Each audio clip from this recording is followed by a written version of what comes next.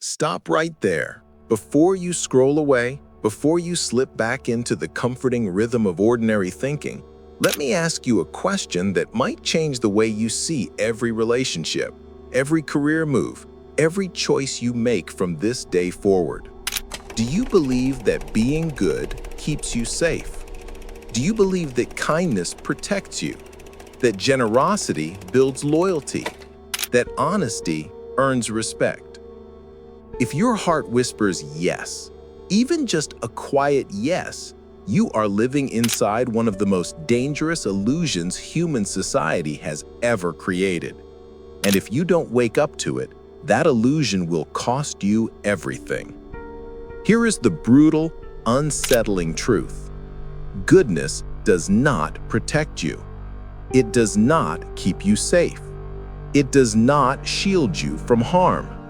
In fact, in a world driven by self-interest and hidden agendas, goodness often functions as a signal, a bright, flashing beacon that tells opportunists where to find easy prey.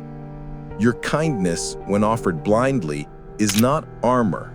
It is an invitation. It is a sign hanging over your life that says, "Take advantage here."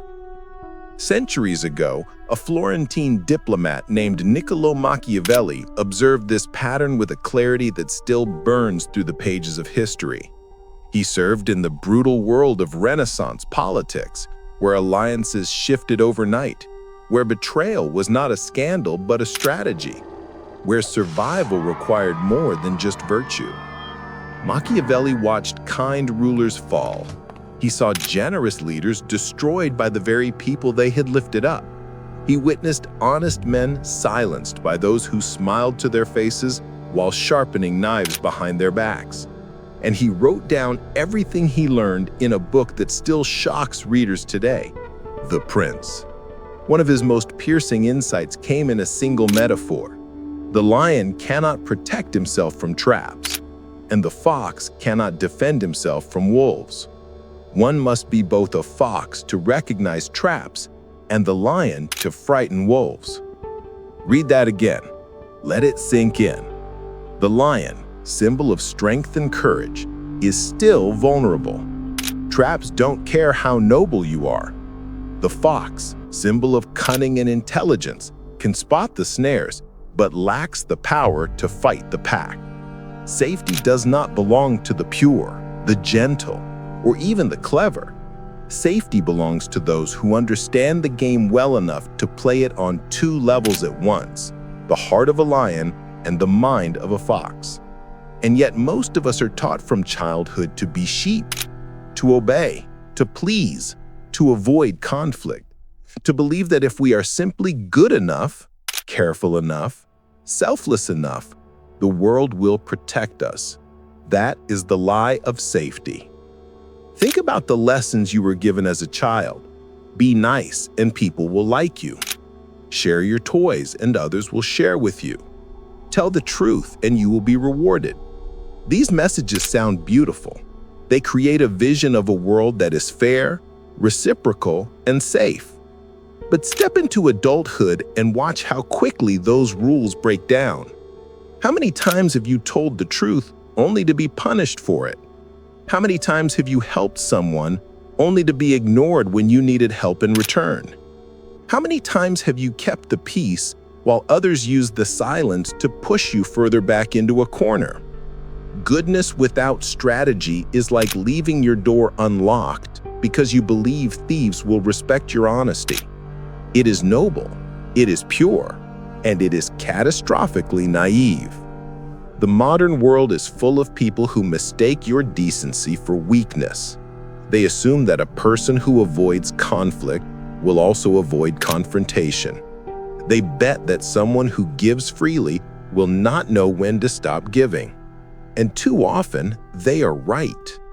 Predictability is the key to every trap, and blind goodness makes you predictable. People know you will say yes. They know you will forgive. They know you will keep helping even when it hurts. And once they know that, you are no longer a respected ally. You are a resource to be harvested. Consider the office environment.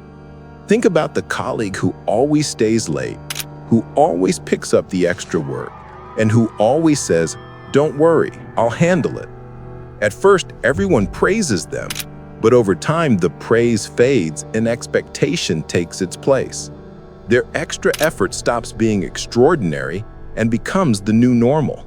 And when promotion time comes, management often overlooks them. Why? Because leaders do not look like servants. Leaders set boundaries. Leaders command respect.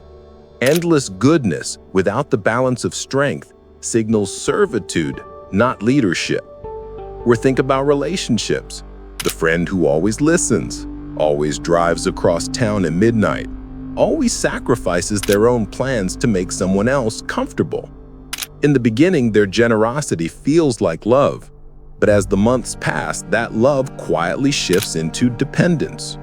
Requests become demands. Gratitude fades into entitlement.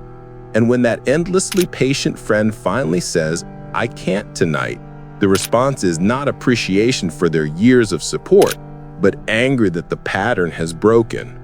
Goodness has become a trap. For both sides. Machiavelli would look at these modern examples and nod in recognition. He would say nothing has changed. Human nature is constant. The faces are different, but the instincts remain. People respect boundaries. They exploit availability. They fear strength. They consume weakness. And the tragedy is that the good person, the generous person, the endlessly forgiving person, walks into this dynamic blind, believing that their heart will protect them. It will not. Does this mean you must become cruel? No. That is another dangerous lie. The false belief that the only alternative to blind goodness is heartless evil. The truth is more nuanced and far more powerful. Machiavelli never celebrated cruelty for its own sake. He celebrated strategy. He taught that a leader, and in truth every human being is the leader of their own life, must learn to appear virtuous while remaining capable of decisive, even ruthless action when survival demands it. This is not hypocrisy, it is wisdom. It is the recognition that goodness is a tool, not a cage. When you treat goodness as a tool, you wield it consciously. You decide when to give, when to forgive, when to fight, and when to walk away. To escape the lie of safety, you must first see the cost of believing it.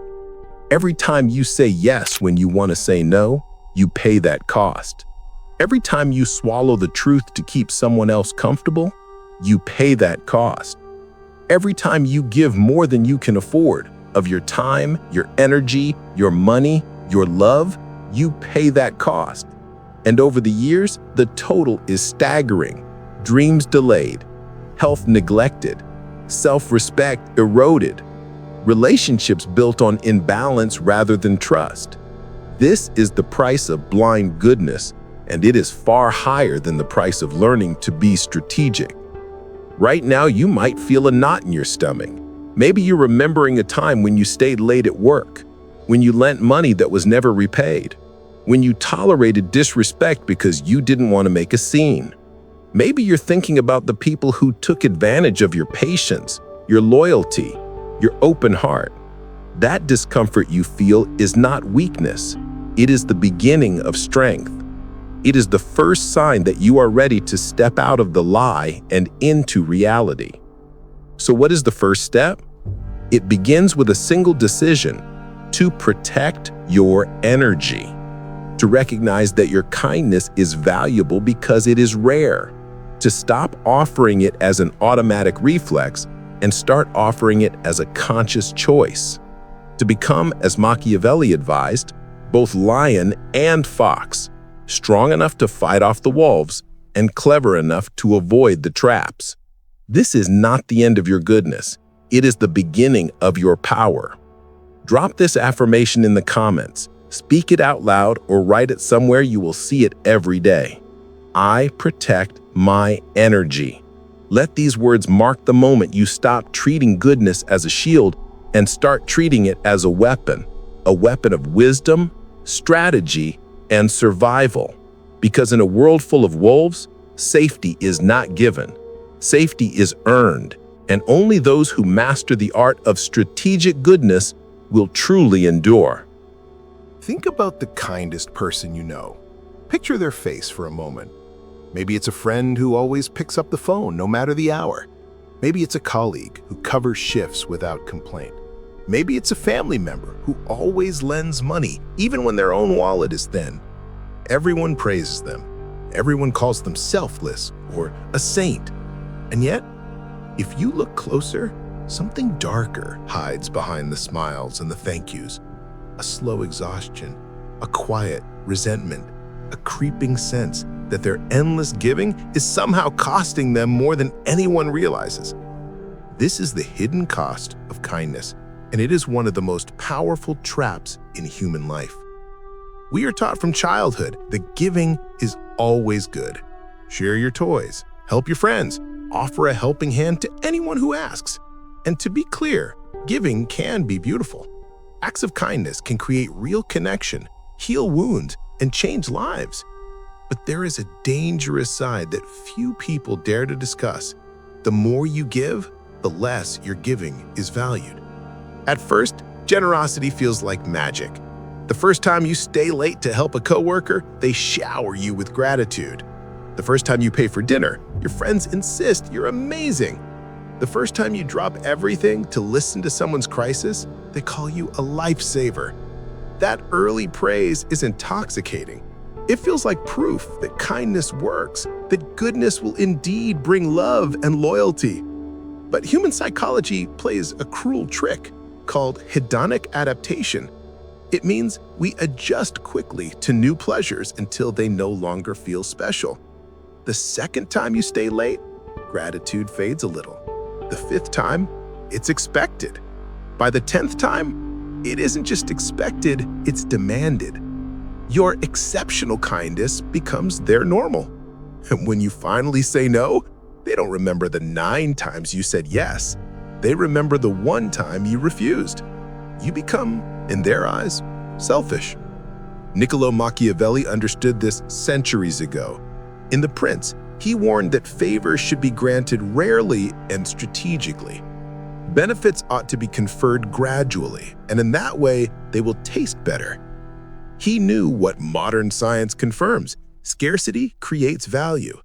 When something is abundant, people stop appreciating it. Endless generosity breeds not loyalty, but entitlement. The more freely you give, the more people come to believe they deserve your gifts. Think of parents who give their children every toy, every trip, every upgrade. At first, the child is thrilled, but soon each gift becomes routine. The new phone isn't a surprise, it's just what mom and dad always do. And when the parents finally say no, the child doesn't feel grateful for years of abundance, they feel cheated. They feel angry. They accuse their parents of being unfair. This same pattern plays out in friendships, workplaces, and romantic relationships. Gratitude fades, expectation rises, resentment grows. The giver is trapped. Consider the generous coworker who always stays late to help others finish their projects. At first, managers and teammates praise their dedication, but soon late nights become their unspoken responsibility. When promotion time arrives, leadership might pass them over. Why? Because people who sacrifice endlessly are often seen as helpers, not leaders. Leaders set boundaries. Leaders value their own time. Leaders are respected because they are selective. The perpetual giver is only respected for their availability. And availability does not inspire promotion. It invites exploitation. Or think about the friend who always pays for dinner. At first, everyone thanks them.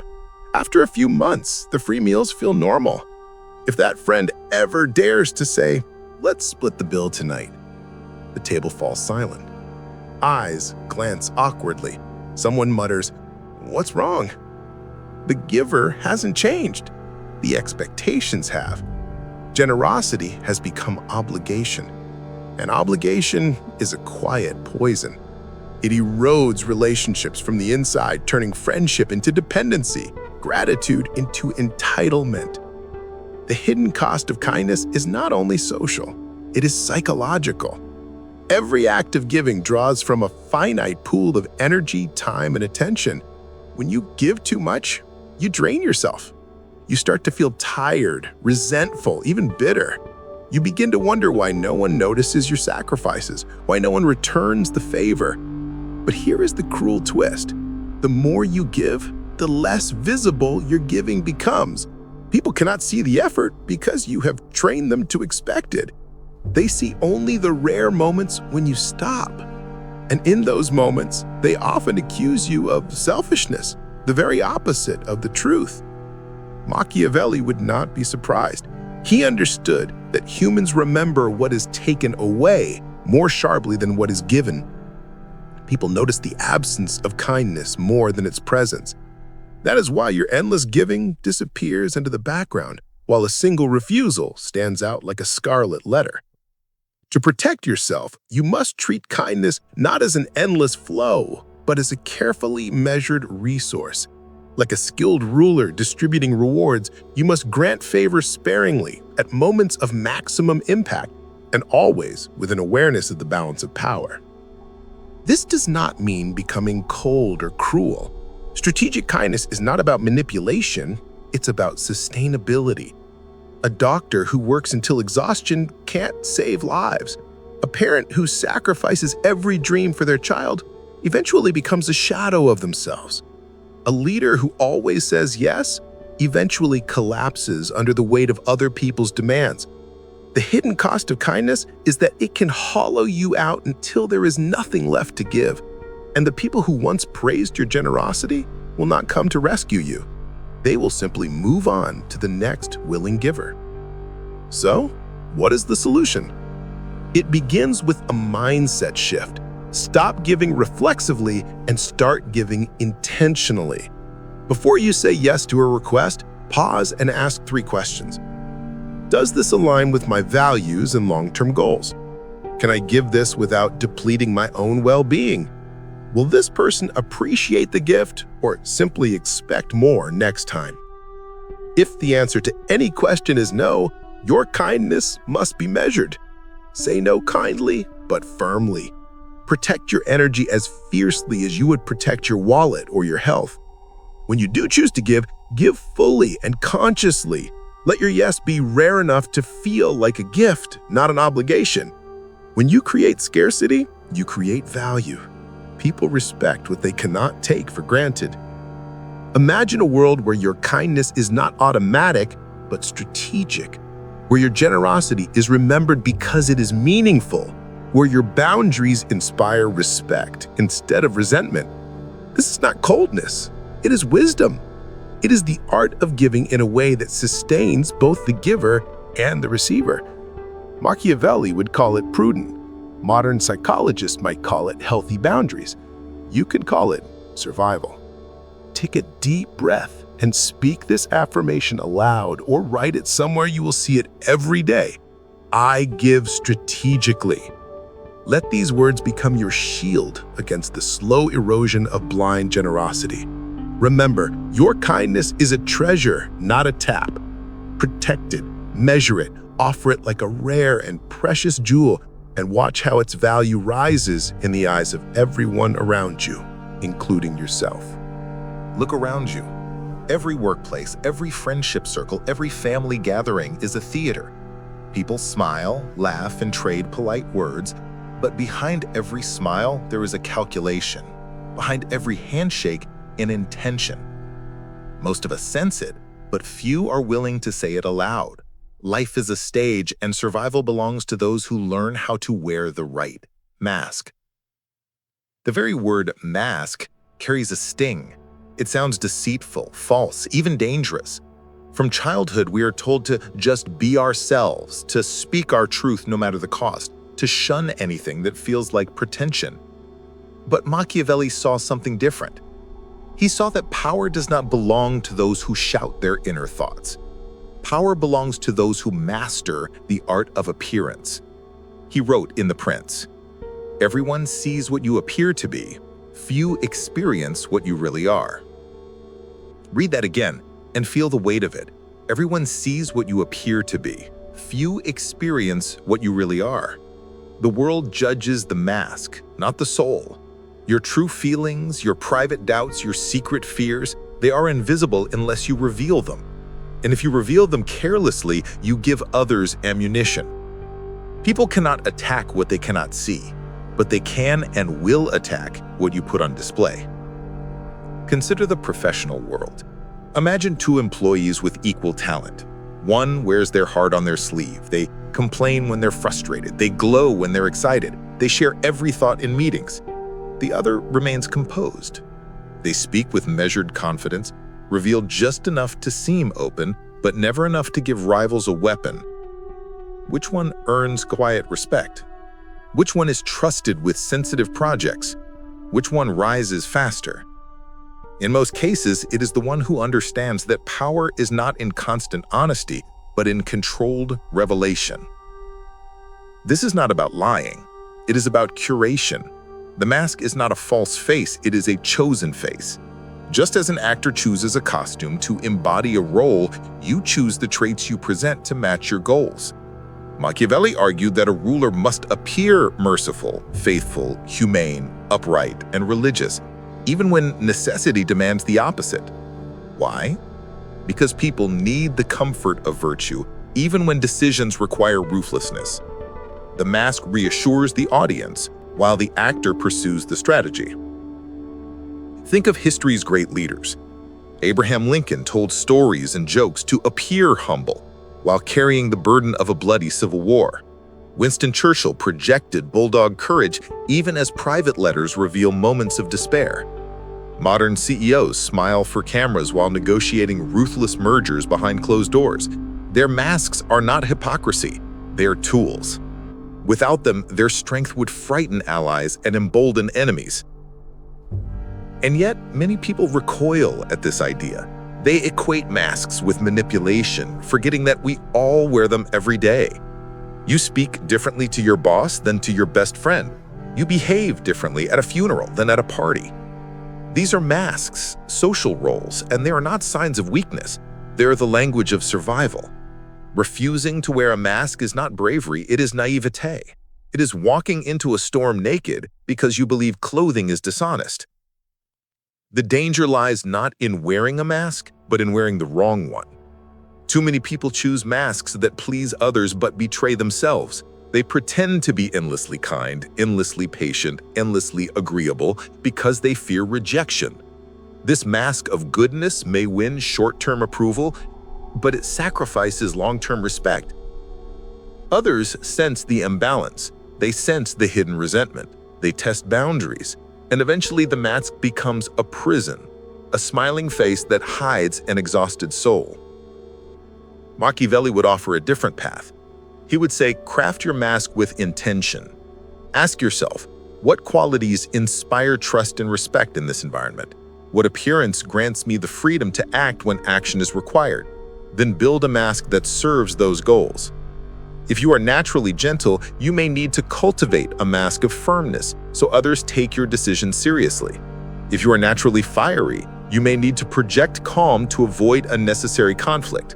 The goal is not to abandon your true self, but to shield it, to give it room to maneuver. Consider the fox and the lion once wore, Machiavelli's eternal symbols. The fox survives by seeing traps before they spring. The lion survives by inspiring fear. But neither reveals its full nature at all times. The fox does not brag about its cunning. It plays dumb when needed. The lion does not roar without purpose. It rests in silence until the moment to strike. Their masks are not lies. They are strategies. They keep enemies guessing and allies reassured. In personal relationships, the power of the mask is just as critical. Think of the early stages of romance. We all present our best selves. We dress carefully, speak thoughtfully, listen intently. Some call this deception, but it is better understood as an introduction. We reveal enough to invite connection while concealing enough to protect vulnerability. Problems arise only when the mask becomes a permanent disguise rather than a strategic layer. The goal is not to hide forever, but to reveal wisely, to share your truth only with those who have earned it. The hidden strength of the mask is emotional control. When you choose what to reveal, you remain the author of your story.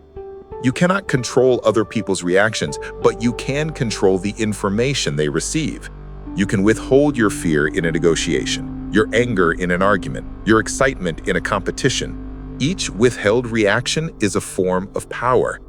It keeps others off balance. It buys you time. It prevents them from using your emotions as leverage. But there's a deeper benefit, one Machiavelli might not have articulated, but surely understood. The mask protects your inner life. In a world that rewards exposure and punishes vulnerability, privacy is freedom. When you hold part of yourself back, you preserve a sanctuary that no betrayal can touch. Your dreams, your fears, your deepest motives remain yours alone. This hidden core is where true selfhood lives, not in the mask, but behind it. Some will accuse you of being calculating. Let them. They are the same people who unknowingly wear masks of their own. The difference is that you will wear yours with purpose. You will decide when to smile and when to stay silent, when to reveal and when to conceal. You will treat your appearance as a weapon, not a weakness. If this sounds cold, remember, the mask is not the enemy of authenticity. It is the guardian of it. By choosing what to share and when, you protect the parts of yourself that matter most. You keep them safe from the careless judgments of strangers and the manipulations of opportunists. You give your true self the privacy it needs to grow strong. So how do you begin? Start small. In your next meeting, resist the urge to fill every silence with nervous chatter. In your next conflict, pause before revealing your feelings. Notice how power shifts when you control the flow of information. Over time, you will feel a quiet confidence growing inside you, the confidence of someone who knows that the mask is not a prison, but a shield. Speak this affirmation aloud, write it in your journal, or whisper it before you face the world. I choose what to reveal. Let these words remind you that power is not in exposure, but in discretion. Your mask is not a lie, it is your armor. And behind that armor, your true self can finally breathe.